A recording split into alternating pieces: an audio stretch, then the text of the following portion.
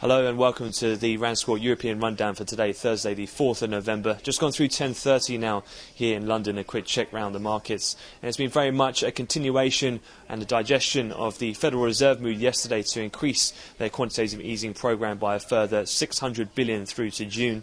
As such, then, the Asian equity markets finished in firm territory, with the Nikkei rising over 2%, and that has translated to high equities here in Europe, where the major bourses are up around 1.5%.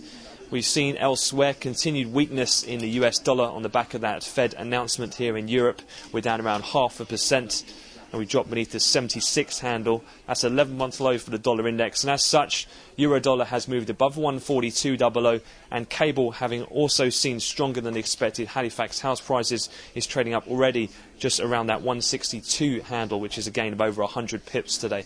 Both Eurodollar and cable then are trading around their highest levels since January, beginning of this year.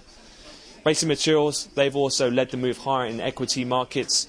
That's given the weak dollar. So WTI crude futures up over $1 and spot gold in firm positive territory. And also on an individual corporate note, BHP Billiton shares are trading at a record level, a gain of over 5% individually today after the Canadian government has said they're blocking that bid for potash. Taking a look in terms of some of the other things to come, today is very much based around interest rate decisions, that being the Bank of England, where most analysts are expecting things to remain on hold at the moment, the rate at 0.5% and the QE programme to be maintained at 200. Even in spite of this Fed move, the fact that we've seen that more than double consensus reading on the advanced UK GDP for Q3, allied to the strength in the PMI for manufacturing and services earlier in the week, most analysts are pretty much ruling out any chance of a further hike in QE at this stage.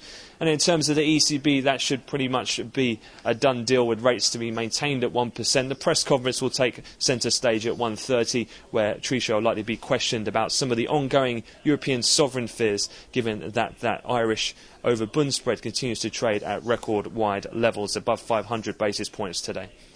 But other than that, we'll have the weekly jobless numbers out of the US, and on the fixed income side, we've also got 10 billion worth in 10-year tips from the US today.